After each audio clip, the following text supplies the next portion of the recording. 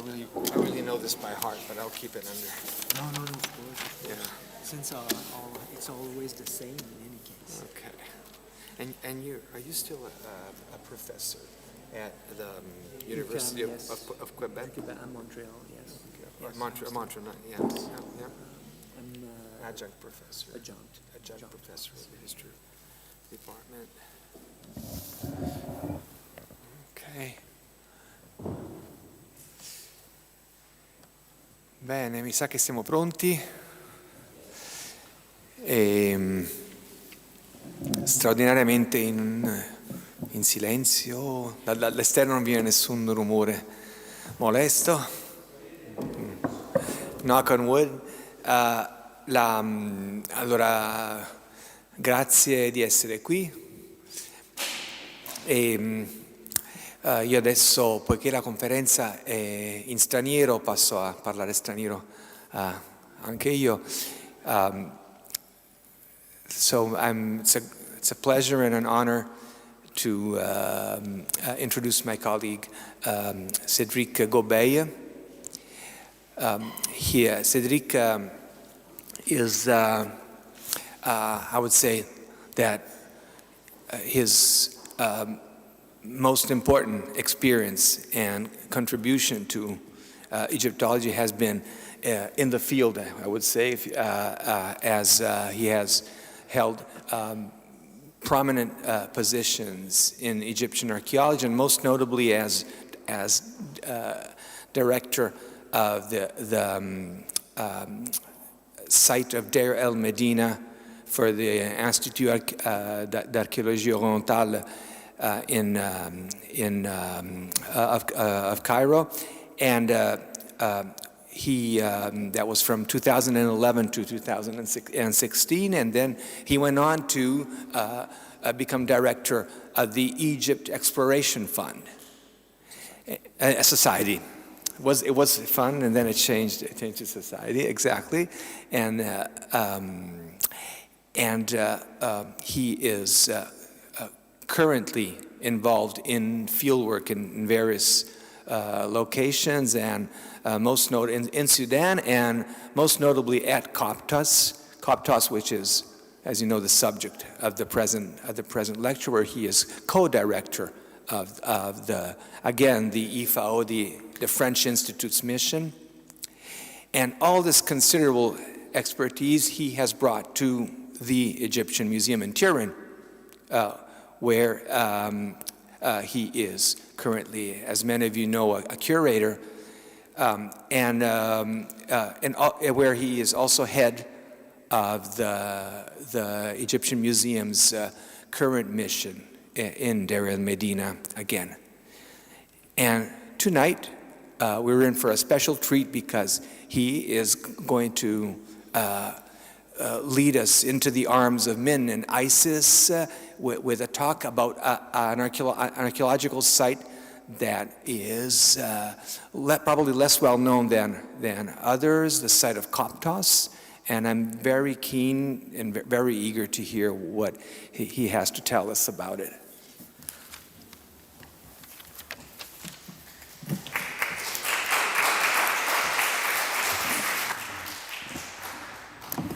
Grazie mille Federico, grazie a tutti, buonasera a tutti.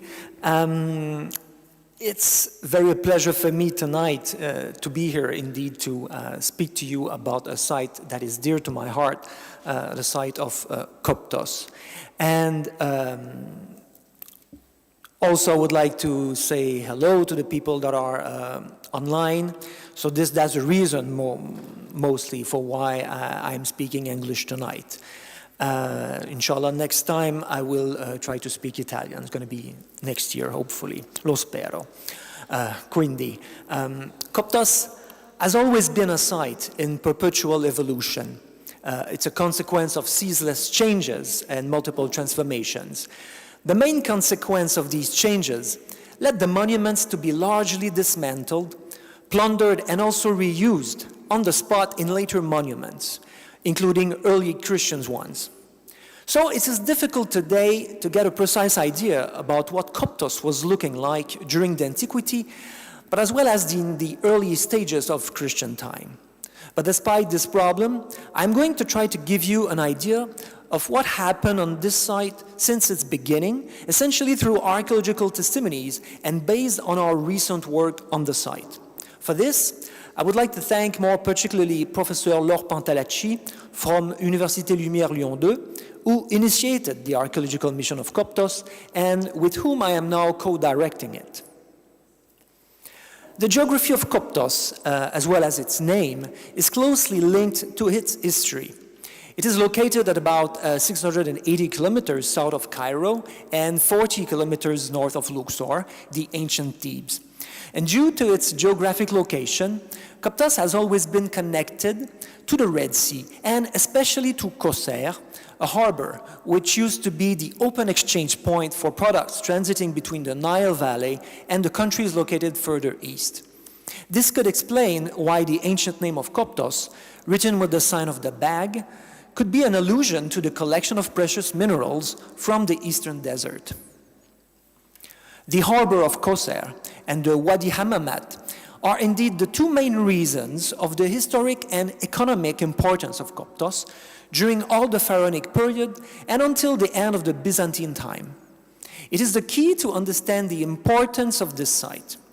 During 4,000 years, Coptos used to manage the mining products of the Wadi, mainly growak and gold, and all the goods transiting by and from the Red Sea. Coptos then grew to be a big cosmopolitan metropolis. As a proof, we punctually find in the most recent archaeological levels some rare pottery sherds imported from India or China. The site of Coptos has a considerable surface of more than 1.5 hectares and has been the object of several campaigns of excavations since the 19th century. The first excavation by Petrie aimed at clearing the temple and identifying its limits. These were sought through the enclosure wall, but above all, through the foundation deposits. The plan that he drew up from these excavations correspond to the temple itself, as you can see. It excludes, from the most part, the circulation spaces and the annex constructions of the religious complex that were built in the general enclosure. The foundation deposits thus allowed Petrie to delineate the space of the New Kingdom temple by means of the cartouche of Thutmose III and the northern limit of the Ptolemaic temple. The following excavations, carried out in 1910 and 1911 by Weil and Renac, considerably enlarged the study area and represented the first attempt to understand the site on an urban scale. The plan drawn up at that time showed the gates of the successive enclosures to the west, but also highlighted a significant extension to the sanctuary to the south. Weil then interpreted and identified the functions of the circulation spaces and the buildings observed. The excavations carried out brought to light essentially the structures to the west and to the south. The structures to the north and east, mainly made of mud brick, which nevertheless had important elevations, were excluded from the site plan. But the work of Weil and Renac also produced a lot of pictures, allowing us to see how was the site back then. However, from time to time, their descriptions are a bit too vague, and we barely understand from where the pictures were taken.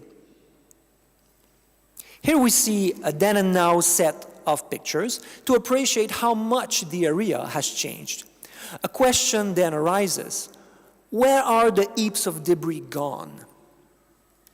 A lot of them have been, in fact, taken by the Sebachin, the local farmers who were using the silt, called in Arabic sebach, to fertilize their fields. The actions of the Sebachins and the fact that the site has incredibly changed in a short time was already mentioned by Weil and Renac in their 1910 report. The archive pictures are also good to see how work conditions have changed. As you can see, a lot less people are now involved.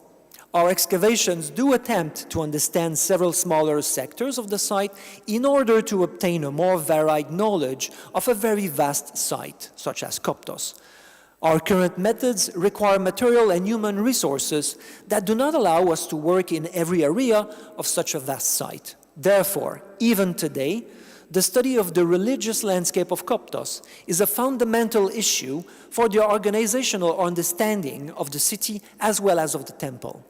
Each of our campaigns and studies provide us with valuable information on a local scale, but continue to raise questions on a global scale. Here is a satellite view of the archaeological site of Coptos, today located right in the middle of the modern town. As you can see, thanks to the vegetation, we are able to see some ancient structures, or to guess some ancient structures that are yet to be excavated, mostly part of the enclosure walls of the Temple of Min and Isis, but also some other buildings. Well, if I superimpose our plan, here what it looks like. So, as you can see, there's a lot of oddities pointing to areas yet to be excavated, especially in the southern part of the site. So here's the plan of Coptos as we understand it today. The remains after Alexander's conquest are the most numerous and best preserved on site. Within the perimeter of the great enclosure of Nectarebot I, now well destroyed, the stages of architectural development can be read today mainly, if not exclusively, in the temples and their enclosures. The double-axis sanctuary of Min and Isis to the north, and to the south, the southern sanctuary, called in ancient Egyptian Netcheri Shema, which contains the remains of several monuments, among which a temple of Osiris and another one dedicated to the god Geb, actually one of the only known temples dedicated to this god in Egypt. But how Coptos was looking like before? Well, even if we don't know precisely, some clues exist. These three limestone colossi of Min, originally more than 4 meters high and weighing about 2 tons each, are among the only archaeological remains having survived on the site that could be connected to the first sanctuary of Min built during the Predynastic time. So from the location where they were found by Petrie, under the foundation sand inside the temenos of the Ptolemaic and Roman temples, one can assume that later temples were built in the vicinity of the original sanctuary of Min, for which no archaeological remains of the original structure have been recognized so far.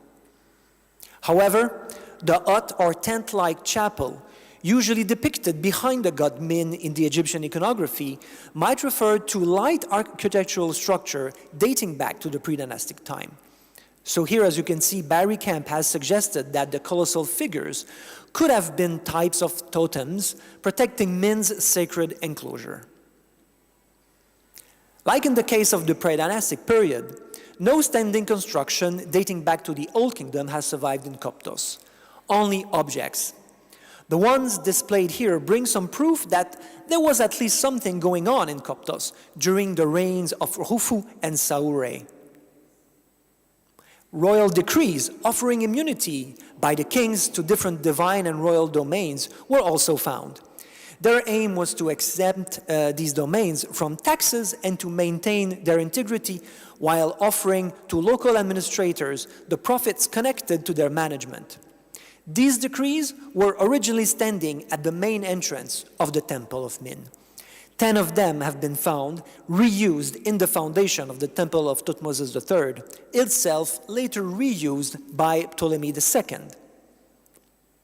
With the rise to power of the Theban kings at the beginning of the Middle Kingdom, the Temple of Coptos was refurbished. Thanks to the mining resources of the Wadi Hammamat, Amenemhat I added new limestone reliefs to the temple, but these reliefs were themselves later reused in the Temple of Thutmose III. The work of Amenemhat I has been continued by his son Senusret I, but again, most of his reliefs have been found reused, but this time inside the northern gate of the Ptolemaic temple. And the rise to power of the Theban kings at the beginning of the New Kingdom has left no traces in Coptos until the reign of Thutmose III.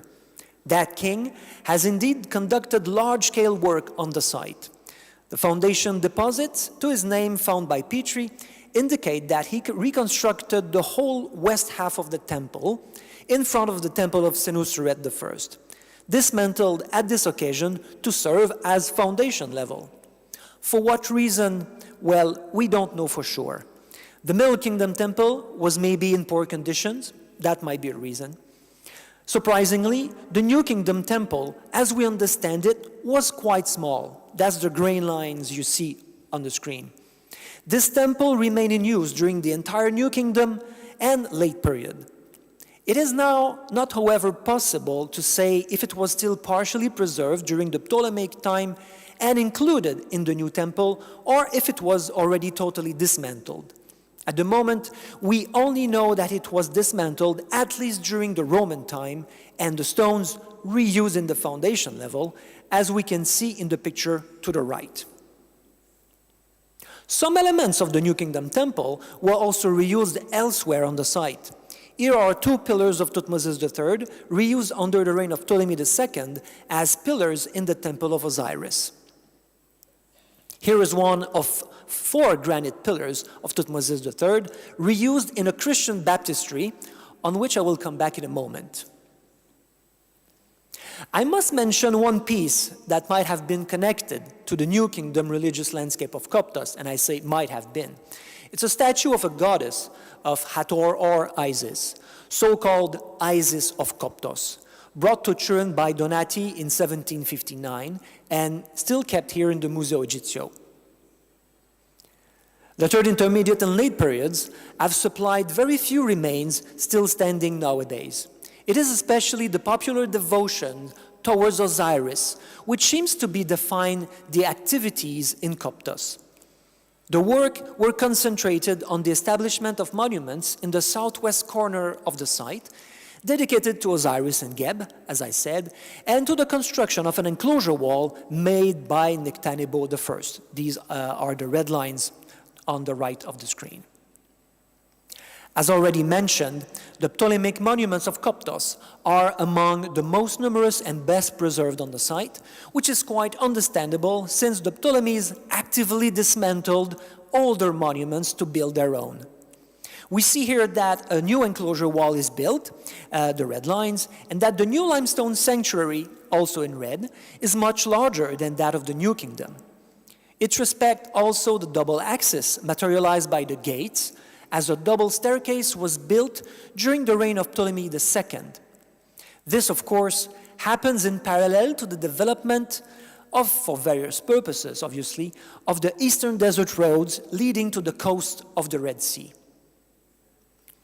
During Roman time, and especially during the first half of the 1st century AD, this was an unprecedented commercial growth in the empire, from which Coptos will obviously benefit. Inside the red rectangles on the screen, we can see that building activities have spread on the whole site of Coptos, most of them probably being supervised by Parthenios, son of Pamin, who was the main temple administrator of Isis during this time. But here's what remains today of the temple of Min and Isis, a bit disappointing. As you can see, most of the stones are gone or still lying under the surface. The ancient religious landscape is still to be largely understood.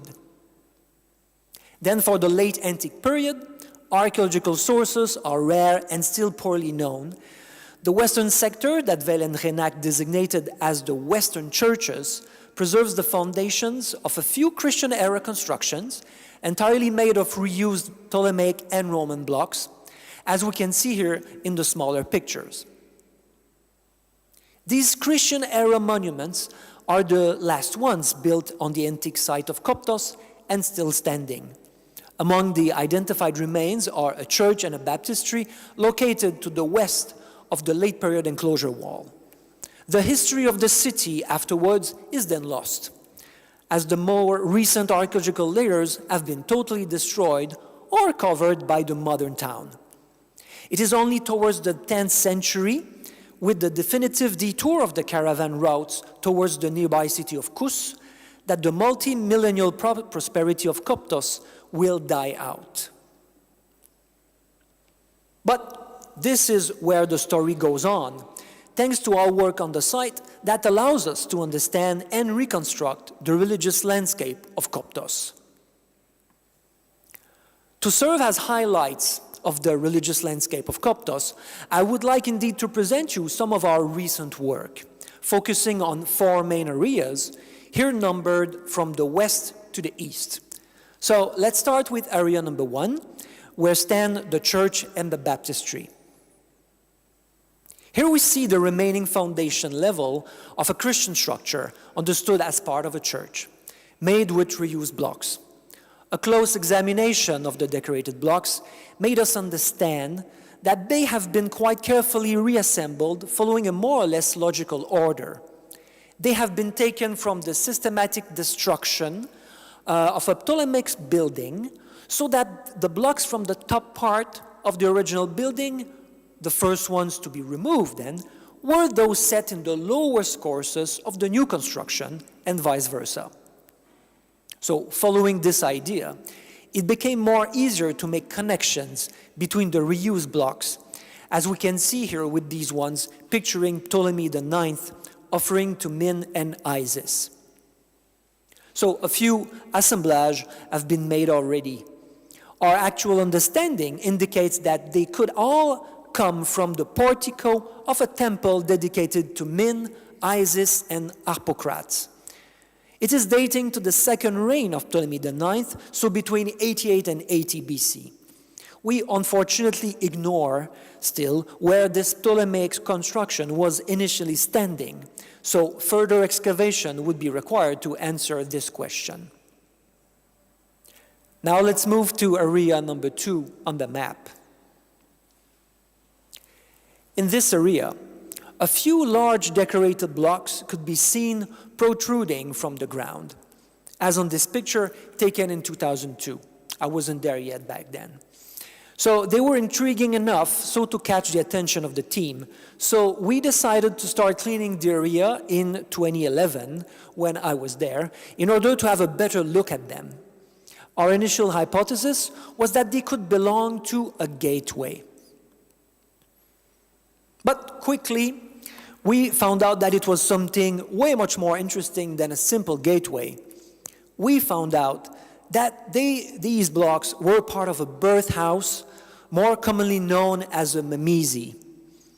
This was a very exciting moment for us, for the one reason that before our discovery, 10 or so mimeses only were known in Egypt. We understood mainly that it was a mimese thanks to an epithet of Isis, holding in her arms, so hence the title of my presentation, so holding in her arms and nursing the young Horus, in which she is called Nebet Per Mesut, the mistress of the mimese. Also, the text on this block was giving us the time when the monument has been built. It was under the reign of Ptolemy IV, so between 221 and 204 BC, making our mimese the second to have been built in Egypt, after the first one dating to the reign of Nectanebo I, located in Dendeha. So as we were excavating further north of the mimese, we found 2 parallel walls, mud brick walls, as you see here on the screen. We recognized rapidly that the biggest of both was in fact the northern wall of the Ptolemaic enclosure, thus giving us a clear confirmation of its general layout in this area. As you can see. Then we decided to extend the excavation all around our initial work. Every season brought its share of decorated blocks in different state of preservation, mostly painted ones with fine carvings. We had to move the biggest ones so to be able to continue our work. And that's what you see on the screen, on the picture to the center and to the left. But unfortunately, most of the time, the fragments are small, way small, very small. It's so small that it can even be difficult to assess what it's depicted on them. More than 3,000 decorated fragments have been found up to now, and we are not done yet. But thanks to our dedicated team, all of them are numbered, photographed, drawn, and inventoried in our database, allowing us to make some reconstruction. From time to time, more important fragments are found. Here is a fragment with toponyms above tree birds of Hathor. So this fragment was key to confirm that our Mamizi had in its decoration a scene similar to one of the now destroyed Mamizi of Ermont, as shown to the right in a drawing from the Denkmaler of Lepsius. So then we are able to make connection with Mamizis that were existing in Egypt but are now unfortunately destroyed. But after more than 10 seasons, it's 13 to be very precise, which represent in fact only 13 months of work because we usually work 1 month a year. We have cleaned and excavated the Mamizi area on almost 400 square meters. From what we understand, we can assume that most of the biggest blocks have been found. Here is what we can say about the Mamizi. So it was in fact a small Mamizi, so founded by Ptolemy IV, in the northwest corner of the main temple enclosure of Min. The layout of the building is much destroyed, unfortunately, and it is hardly legible at ground level, being preserved only in its sanctuary area and in patches of the western half of its foundation, as you can see to the left of the image. The biggest stones preserved, what we understand, are all ceiling slabs, and they helped us to understand the ground plan of the building because they were matching all together.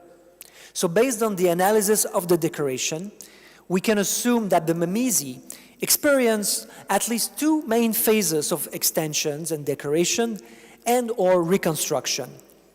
One, the first one, during the late Ptolemaic period, perhaps under the reign of Ptolemy XII or even Caesarion, and another one during the Roman time, for say, perhaps under the reign of Caligula, since we found a few bits of cartouches pointing out to his name. Lord Pantalacci and I exposed all these details in an article summarizing everything to be published this year at the IFAO. Based on the assessment made by our ceramicist, Delphine Dizeneuve, it seems that the Mamizi has suffered a deliberate destruction around the end of the 4th century and the beginning of the 5th century AD, probably during one of the destruction campaigns led by the Christians against pagan temples. During this first dismantling, most of the stones of the monument must have remained on the spot, because 200 years later, between the end of the 7th and the beginning of the 8th century, people came back to reuse the fallen sandstones as a quarry. So this can explain why most of the larger slabs have not been found in place. They have been moved during the late antiquity to be prepared for the quarry work. This also explains why we found so many small decorated fragments, as you can see here on the screen, all resulting from the cutting operations. So that was quite difficult for us to understand what happened because we had the destructions on the top of another destruction and all that on another destruction. So all the layers archaeologically preserved were all mixed up already in the antiquity. Let's now move to area number 3, where stands a Roman colonnade. The construction of colonnades as an integral part of the urban landscape was a rare event in Pharaonic Egypt. In fact, we only know them from some temples, mostly so religious context.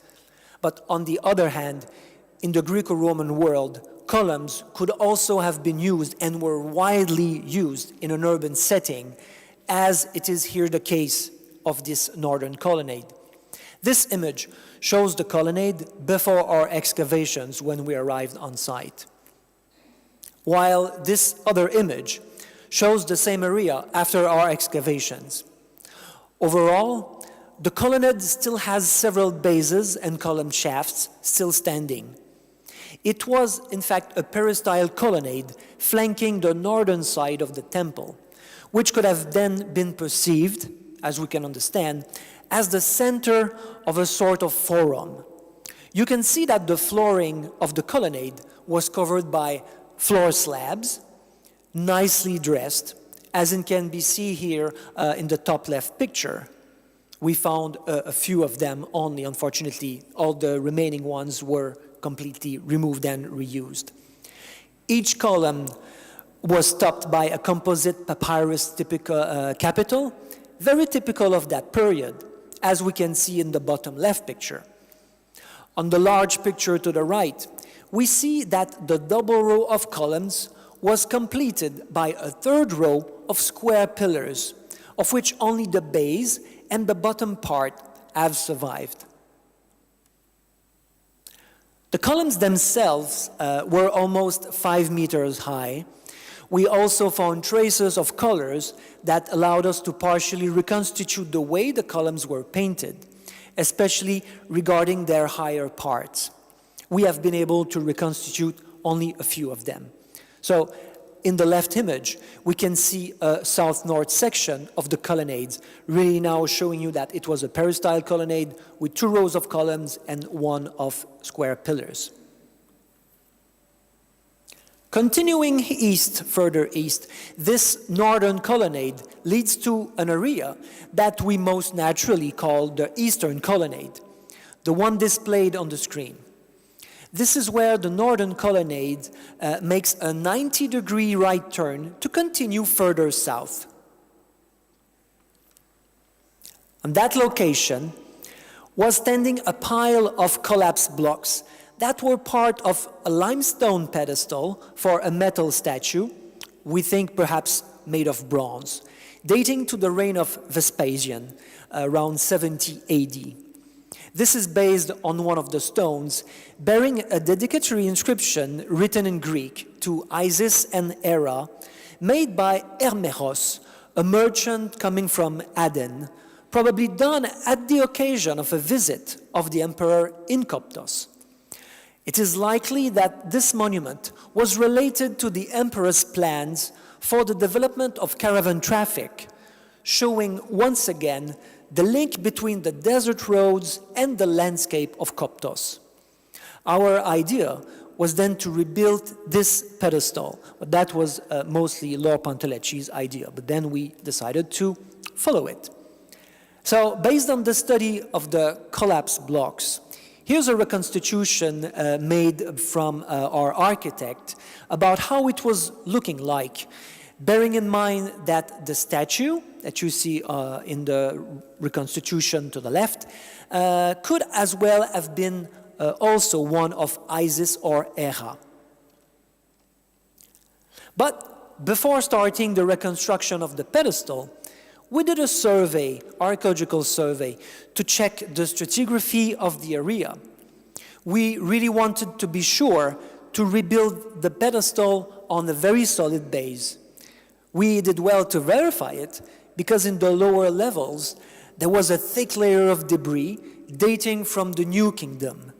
So we can explain that mostly because during Ptolemaic time, during a Ptolemaic extension, the Ptolemies must have clean a part of the temple and throw away what they found, mainly here a New Kingdom debris level, and all that was piled to the east, exactly where we wanted to build our pedestal. So only after having removed these layer of debris, we were able to start the reconstruction process of the pedestal. So a few campaigns and huge efforts were necessary for our stone masonry team, led by Clément Tienpont, to completely rebuild the stone pedestal and the surrounding pillars. So these are the process. I just took a few pictures, of course. We took many more of the reconstruction process using a gigantic tripod in order to take out the stones and to put them back safely into place.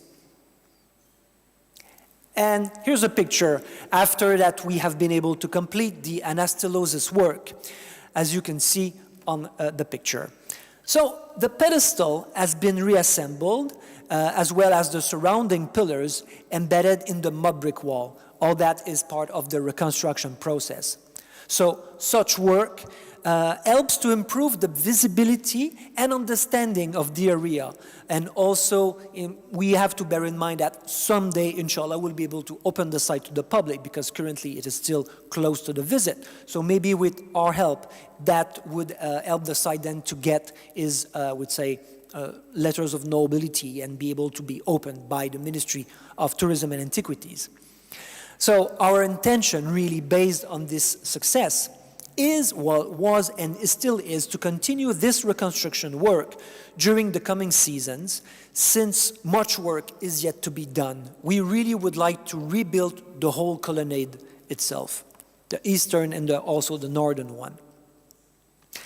The last area about which I would like to say a few words is area number 4, to the easternmost one on the screen.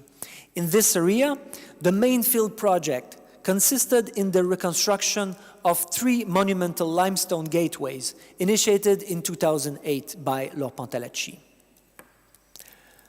During the excavation of this area in 2007, many stones were found reused in the foundation level of a 2nd and 3rd century AD building, so late Roman building, that had almost completely disappeared when we arrived. So it was quite easy to remove it. But then the study of these blocks showed that they were all coming, in fact, from 3 dismantled limestone gateways, all dating from the Julio-Claudian period. Here are the preparatory drawings of 2 of them. They have been made with each individual drawings of all the stones and reassembled on paper. So these are the most complete ones, the ones you have on the screen. So on these gateways, we find the names of Augustus, of Tiberius, and of Nero. And on the top cornice of the gateway to the right, erected during the reign of Augustus, is a carved dedication written in Greek, made by Parthenios, again the same than I mentioned earlier, and dated to year 9 of Nero, so precisely January 63 AD. It is understandably a dedication to Isis. So, after having chosen the proper location to re-erect the 3 monumental gateways close to each other, near the southeast angle of the enclosure of the Temple of Min and Isis, a solid foundation was first made in order to properly set the existing thresholds and door jamb into the ground. So that operation was quite tricky, because we really wanted to be sure that this base was absolutely solid and sturdy, allowing the 3 gateways to support themselves during the reconstruction process. So here's a picture midway during our reconstruction work in 2015. So as you can see, we didn't only rebuild the stone gateways themselves, but we also wanted to ensure their stability by building all around them part of the mud brick, like the mud brick wall. Of course, the mud brick wall was not at this exact spot, but just to give a bit of an idea also of the width and what was the surrounding of this gateway originally.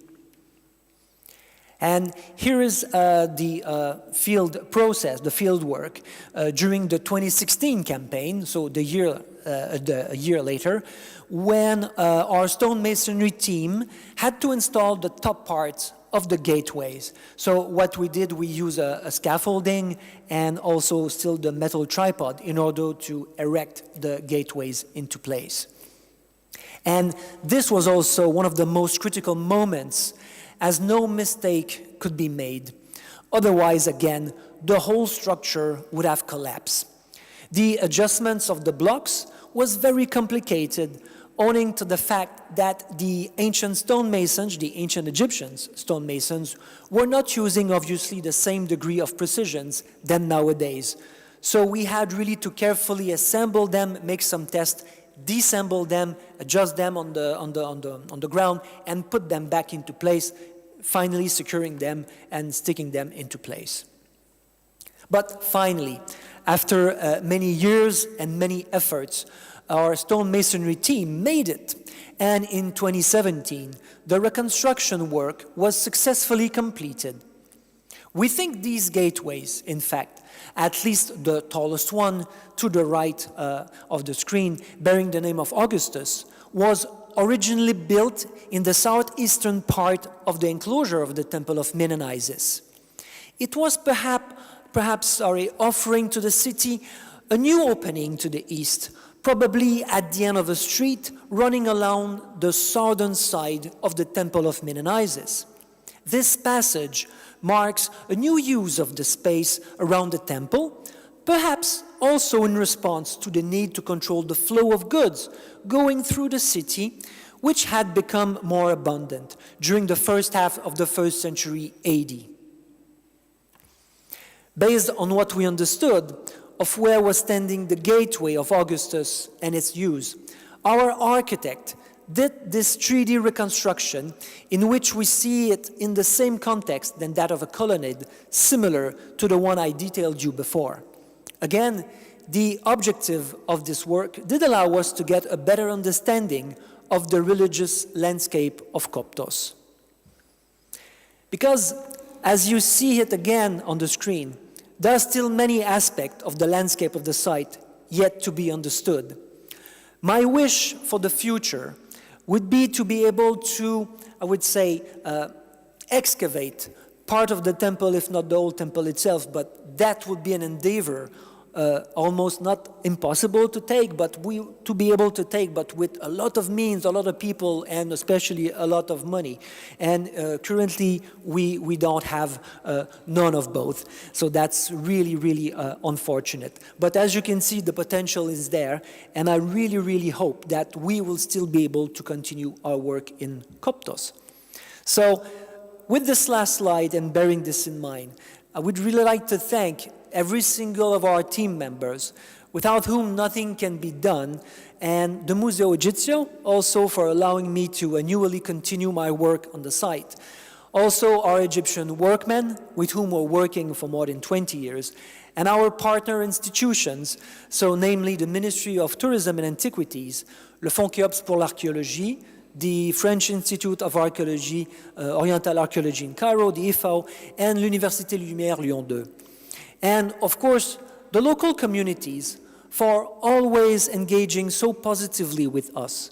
And also you for your attention. Thank you very much.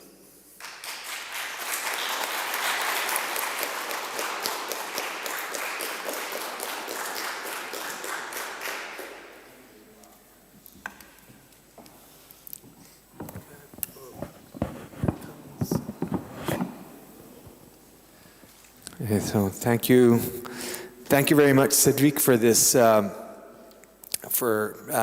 wonderful trip into this challenging 3D puzzle that you have been patiently and putting together, and with amazing and possibly even unexpected results. It was really fascinating. Are there any questions which you can ask in English or Italian, as you like? Cedric's Italian is quite excellent, actually. Potete fare domande in italiano, in inglese, greco, egiziano.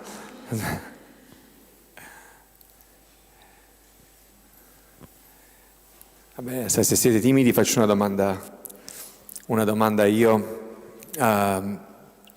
Io volevo chiederti, Cedric, dell'etica. Cioè, noi abbiamo visto questi edifici, degli edifici. You excavated a baptistry, a Christian baptistry, and it was made of blocks bearing hieroglyphic inscriptions and scenes. So we have a building that is rebuilt with blocks from previous constructions, and so that it is taken apart, and you can reconstruct parts of buildings. And the most famous case is obviously the Great Temple of Karnak, with our entire whole buildings were dismantled and found reused in the pylons. So, what is the ethics of this? The policy? Do you have to ask permission to the Ministry of Tourism? How do you decide whether to sacrifice the Christian baptistry to put back together the reliefs of a Ptolemaic temple? Well, thank you, Federico, for this tricky question. And yes, as you say, ethics is really part of our job on a daily basis. And for that matter, what we did, I will reply exactly to this specific case here. For a few years' time, Lord Pantalacci had asked the Ministry of, was then the Ministry for State for Antiquities, but now the Ministry of Tourism and Antiquities, to dismantle, if not entirely, at least partly, some courses of the buildings, at least the one that we see at the top of the screen here, which is part of the Christian church, in order to be able at least to see the lower courses of the blocks. And during a few years, there was no authorization, and suddenly the authorization came. So it's, I would say, it's part of the Egyptians, how much they want to understand their own heritage. If you want to, yes, this is a Christian structure. We documented it thoroughly. So the pictures, the drawings, plans, sketches, photogrammetry now, etc., 3D models, etc., to document its current state. As it was, again, this is questionable, but as it was already in a not poor state of conservation, but halfway destroyed, a further dismantlement was not withdrawing anything from it, but there would be a gain in the science, a gain in the knowledge by doing so, by having access to new inscriptions, new decorations. And that's exactly what happened, because of course a block is made of 6 faces, so when 2 blocks are side by side, there's only, only that many faces you can see. So by moving them slowly, you are able to see other sides. Once the sides are documented, currently the reconstruction I've showed you, this one now on the screen, as you can see, I think we can assess it, it's really obvious. These are made by collage. So we have not rebuilt the portico. It would take too long and there would be too much lacking blocks, obviously. So we do it virtually, we do it on paper. And all that we can do is only by taking pictures and drawing of the side of the blocks. And who knows, once we have done that, we always put the blocks on small mastabas in order not to put them on the ground, to avoid the humidity of the ground. And one day, either if the Egyptians ask us to rebuild, to put them back where they were in the Christian construction when we found them, we could do so. Or we can leave them on the mastaba, because this is where they are visible to everybody. So at the end, yes, we dismantle something, but the gain, this I would say where you wait that the gain, scientific gain, would be more important than the current structure. That would be, I would say, a matter how to solve this ethic question, yes.